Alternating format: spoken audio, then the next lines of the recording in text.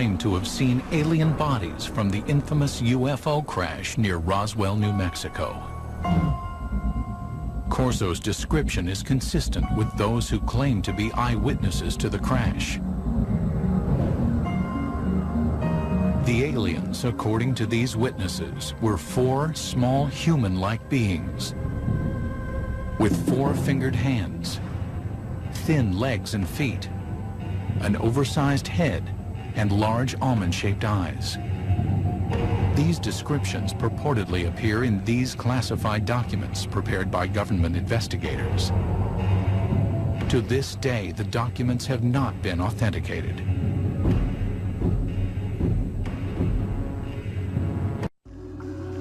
Corso says this was his first encounter with extraterrestrials, but it would not be his last, nor his most significant. Later, he would be given top-secret files and alien artifacts that he claims would generate a new technological world order. Corso insists that he told no one about what he saw at Fort Riley. But in the summer of 1961, the 46-year-old lieutenant colonel is assigned to a Pentagon project that will force him to recall his eerie experiences. He was assigned to the Army's research development at the Pentagon. Once again, a position with a lot of authority. His goal? To advance U.S. military superiority by a factor of decades. We had enough sense to push it. We had the organization, and we had the money, and we had the brains to do it, and we did it. According to Corso, an ordinary filing cabinet contains the extraordinary artifacts of the Roswell crash.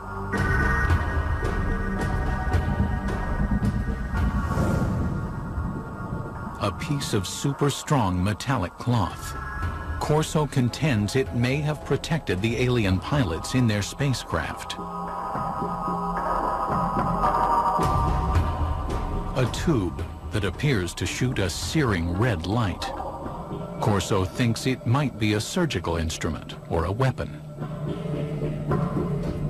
An alien-made headband that, according to his military reports, might have been used to transmit thoughts or control the alien craft.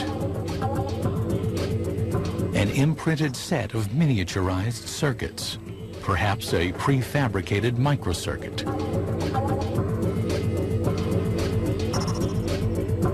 A flexible wire that might have transmitted light through its interior.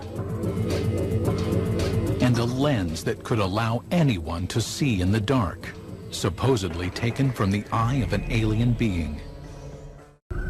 Corso says that Lieutenant General Trudeau greenlights him to assemble his own A-list team. You will put on that team anybody that you want. Engineers, scientists, and even I told the Germans. Told them I'll take a couple of Germans too, in addition to the U.S. scientists. In Corso's personal notes are sketches detailing his concepts. Corso speculates that the alien craft is navigated by a mind control interface fitting the alien cranium. It seemed as though by revolving the headband around the alien brain drawings, you would match up the pickups on the headband with various parts of the alien brain. His background research complete, Corso maintains he is ready to move on to the next phase, distribution. He will hand off the alien technology he says comes from Roswell to appropriate defense contractors for development. The result, Corso maintains, will lead to a complete reconfiguring of the world's most advanced technologies.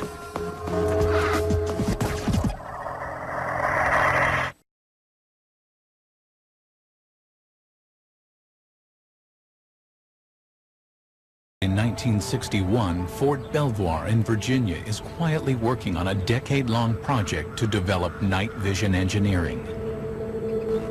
Corso claims he makes this lab the first he approaches with alien technology. In order to get these things reverse engineered properly, you couldn't just take this to a Radio Shack. I mean, it had to go to a place where somebody would understand the technology. According to Corso, Roswell eyewitnesses report that the alien craft has image-intensifying technology. If one went inside the ship and looked out, the world outside would look as bright as day, even at night. There is also, according to Corso, a lens taken out of an alien's eye that has light-enhancing properties. No one knows how the two are related, says Corso, but he knows their potential value. Corso maintains that by the late summer of 1961, he helps researchers at Fort Belvoir by showing them the alien light-enhancing lens and possibly other light-enhancing technology from the Roswell craft. This was a kind of technology that, although we think we have a very clear line of development going back to the Second World War, we take a look at how this technology has literally geometrically exploded over the years. Now, can this be attributed to this technology that was picked up at Roswell, according to Corso? Well, according to him, it can be.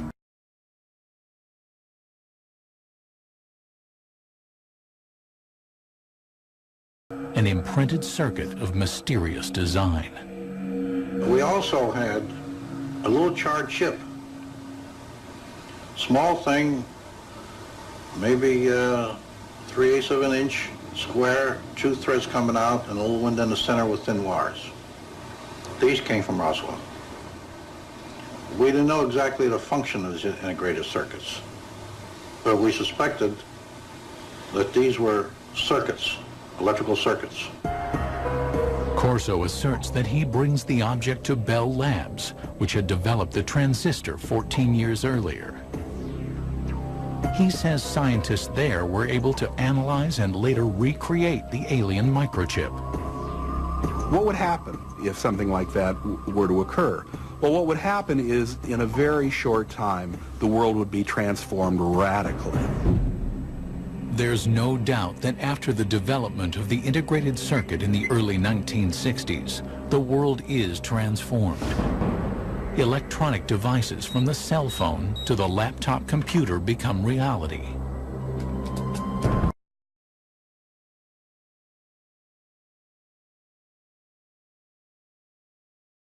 In his possession is another alien object, this one apparently fully functioning. He knows from reports that when people were shining this thing around, it caused burning on the surfaces that it was aimed at. Corso says he reads classified military reports speculating that the artifact from Roswell, apparently capable of burning holes in walls, is some kind of cutting tool, perhaps used for surgery. At Hughes Aircraft, from the late 1950s into the early 1960s, researchers have been working on what would become the first laser tracking and targeting devices for military aircraft. But engineers have run into a snag in their efforts to create a practical device. That is, Corso asserts, until he shows them the alien cutting tool. It did accelerate after 1960-61 because people figured out new ways to make lasers. And as the science advanced, the engineering advanced.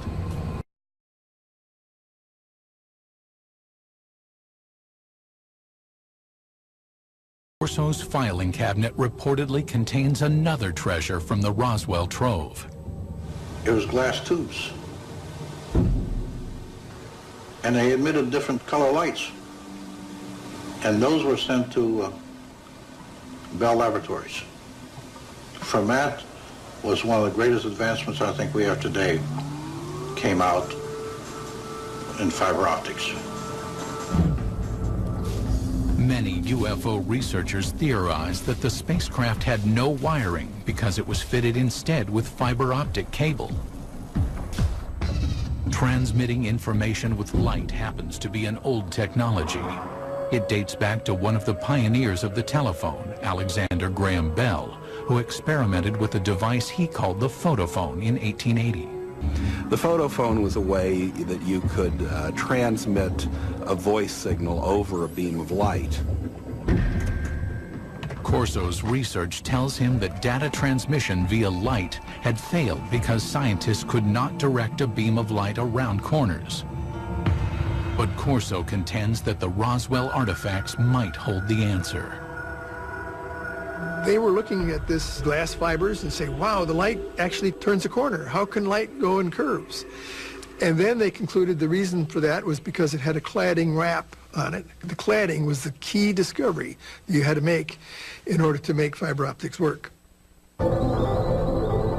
Although it would not be until the 1970s that fiber optics were in general use, UFO researchers believed that the cladding wrap on the alien artifact, an outer covering on the fiber that guided the light, made it possible for earthly fiber optics to advance.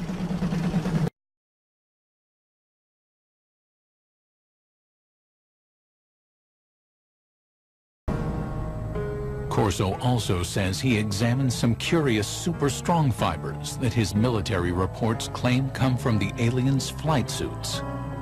The first thing of the fabric that amazed me was a thread that I couldn't cut with a razor blade. Just a thread. In his book, Corso offers a theory about the fibers composing the alien flight suits.